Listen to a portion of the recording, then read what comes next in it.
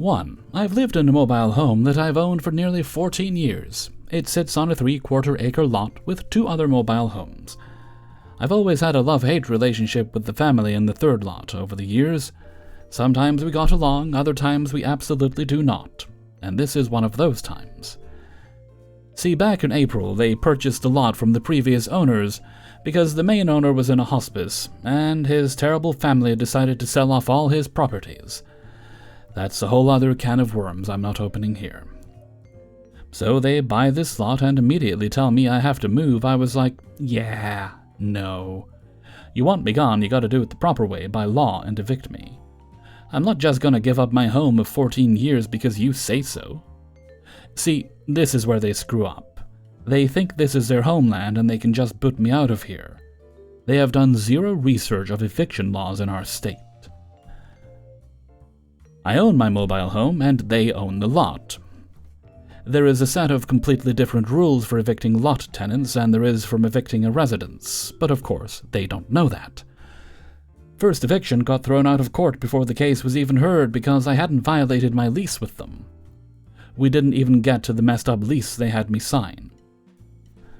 In my state, you can only charge 1 late fee per rental period, and it can only be $15 or 5% of the rent, whichever is higher, which at the time I didn't know.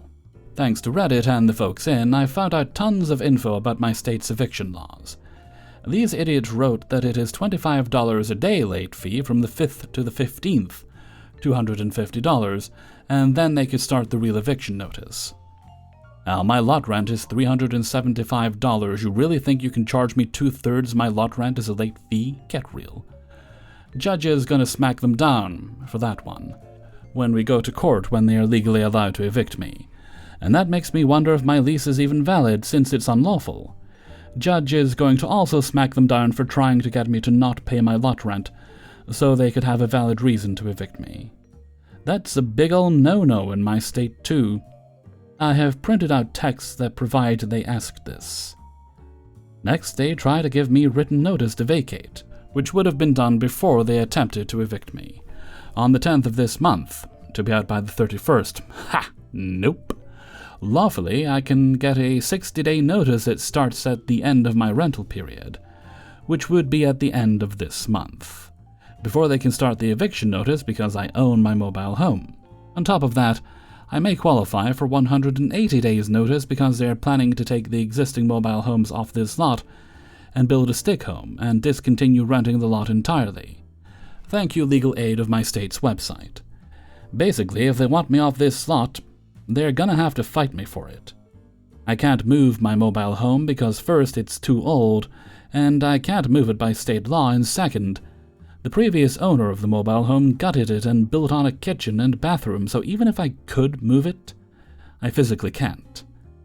I know they will get it eventually, but I'm going to make it as hard as I can for them. Oh, but I shouldn't worry.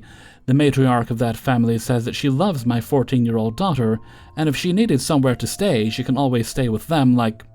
Bitch. I wouldn't trust you with a dog, let alone my daughter. 2. Hi, I'm looking for advice on how to handle my upstairs neighbor. A bit of context, I live in an apartment complex on the 2nd floor, and have been here since February, and my lease ends in November. It's a bit of a crummy building, but everything is totally fine except for the guy living above me. The problem started about a month after moving in, and it all centers around my bathroom fan. Sure, the fan itself is definitely on the older side and a bit loud, but doesn't seem to be anything crazy. I try to only run the fan as much as needed to dry things out, but have gone to work or fallen asleep with it on.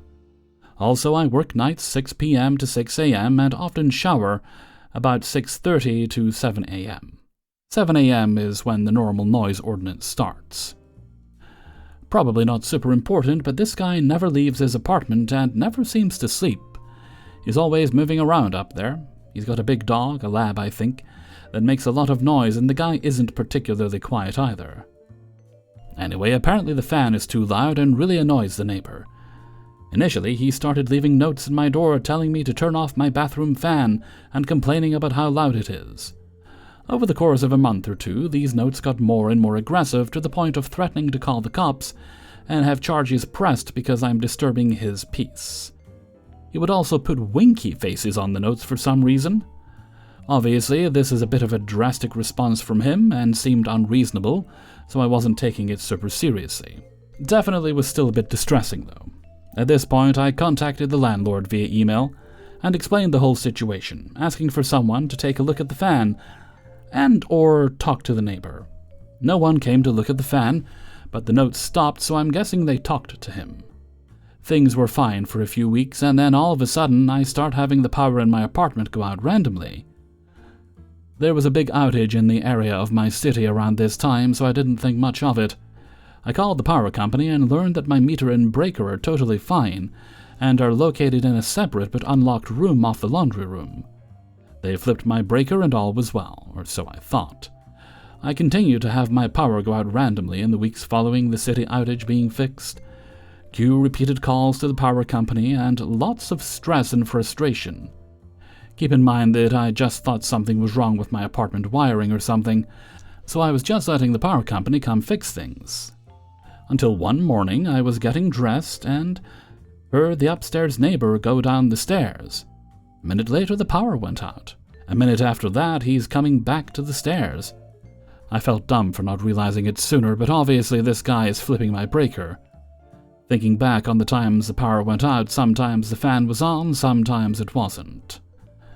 So I called the landlord again and explained the situation. They sound genuinely surprised and upset, and say they'll give the neighbor a notice and call me back. I don't know what kind of notice and didn't think to ask.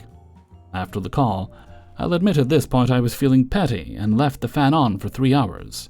The guy went wild upstairs, playing loud music, slamming things and stomping around. He also went down and flipped my breaker twice. Finally, I get a call from the landlord asking me to turn my fan off because it's keeping him from sleeping. This was at 6 p.m. I've yet to see if the notice they give him has any effect, but I'm getting to my wit's end with all of this. Any advice? Extra context?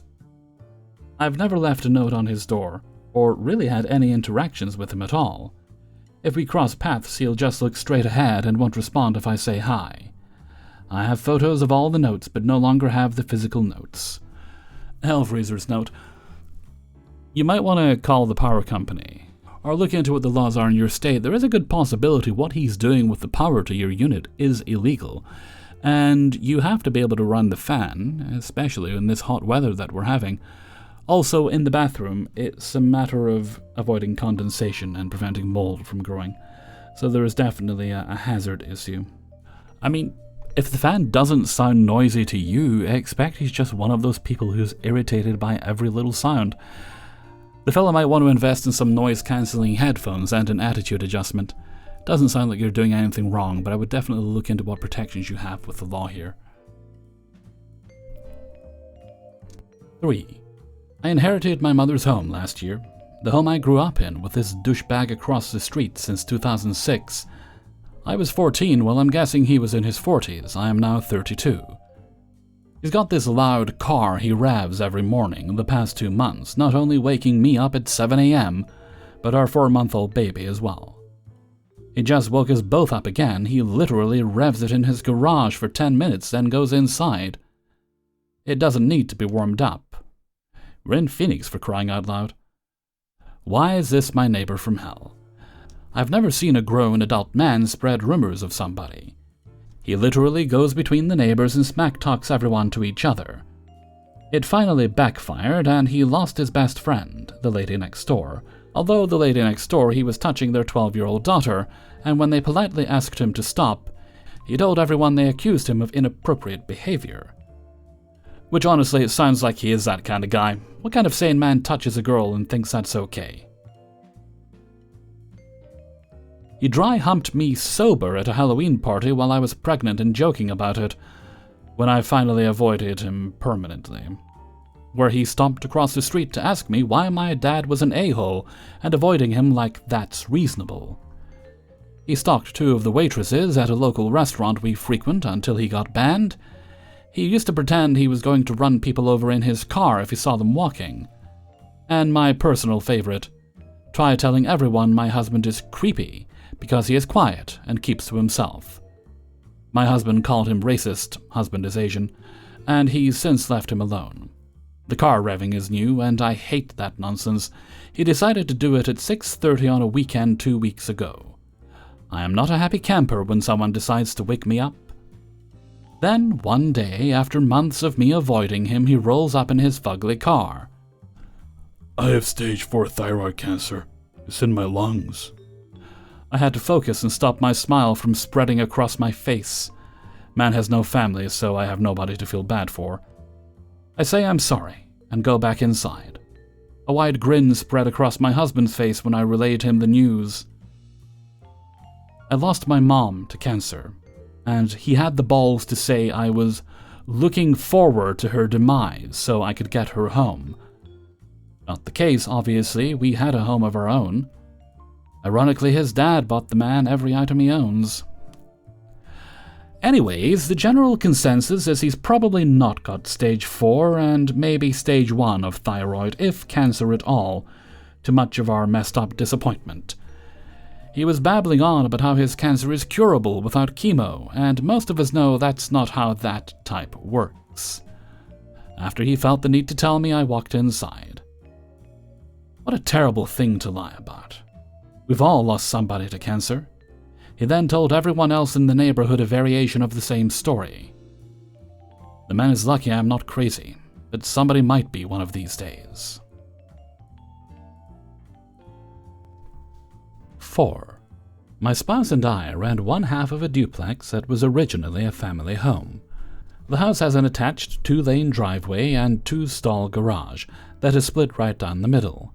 Each unit has one side. Something to note is that the driveway is technically long enough to fit 3 vehicles, but a public sidewalk cuts through the driveway. You can't really fit a car below where the sidewalk is, and obviously we shouldn't be blocking the sidewalk. The neighbors use their garage for storage instead of parking, so they have 2 vehicles parked in their driveway, thus filling up their driveway. I park my car in the garage when I'm home. I mainly work from home, but go to the office 1 or 2 days a week. And my spouse, who leaves the house for work every day, often parks in the street, so we can get my car out if needed. Thus our side of the driveway is usually empty. When the neighbors first moved in, their guests would sometimes park on our side of the driveway.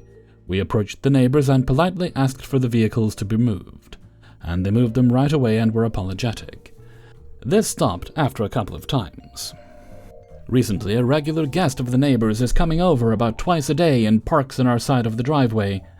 I believe this guest is picking up one of the neighbors and then bringing them home later. But instead of a quick pick-up and drop-off, the guest often stays parked in the driveway for 10 to 15 minutes. Since there isn't room for this guest to park on their side of the driveway, they use our side instead of parking in the street. I get that 10 minutes isn't a huge deal, and I wouldn't be that bothered if it didn't interfere with my coming and going, but lately it has. There's been at least 4 occasions in the past couple of weeks when I'm trying to leave for work or arriving home, and that vehicle is there on my side of the driveway. There's also been some close calls with my own guests or delivery drivers heading over and the neighbor's guest is blocking that space for them. I'm also thinking of the fact that this would be bad if there was an emergency and I needed to leave immediately, but was being blocked in. The point of this post is that I'm not sure what to do. The neighbors are well aware that they shouldn't be parking on our side of the driveway, and I'm not sure that approaching them again would solve anything. One time I crossed paths with the guest and he even acknowledged it and apologized to me. But it keeps happening. I don't fault the guest, necessarily. I'm sure it's the neighbor telling them to just pull into our side of the driveway. I've tried parking my car out in the driveway during the day, far enough down so that a car can't pull in behind me, while not blocking the sidewalk, but this isn't ideal. The neighbors are outside a lot, and for certain reasons I don't always feel comfortable interacting with them alone if I don't have to. I'm not sure calling a tow truck would work, since the guest would likely be gone before it would arrive. I might try putting some traffic cones out or using our garbage can to block our side of the driveway, but I wonder if they would move it. This seems like kind of a petty issue to our landlord, but maybe I need to. I might also let it go if this was the only issue the neighbors have caused, but it's not. What should I do?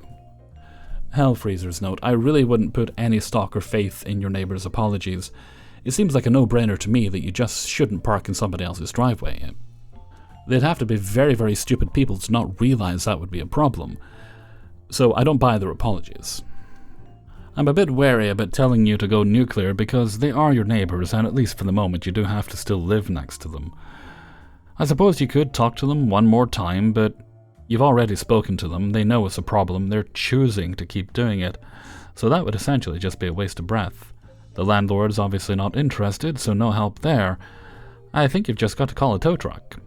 Perhaps if you could get some sort of camera that would be focused just on your driveway, something you can check from your phone, they're fairly cheap these days I believe, then that might let you know when someone is parking in your driveway and you can call the tow truck then, or as some folks said on Reddit, block them in because you've got to park somewhere, right? And obviously parking in front of your house is a perfectly reasonable and innocent thing to do, and then call the tow truck. Unless it's a free car and they just want to give you the keys, which I doubt. I'm sorry your neighbors suck, and best of luck with it. 5. Purchased a townhome with a small self-run HOA this year. Everyone in our association is fabulous except for the HOA president, who happens to live next door to us. Almost immediately after moving in, other neighbors warned us that these people were the worst. I decided to just be as pleasant as possible to avoid issues.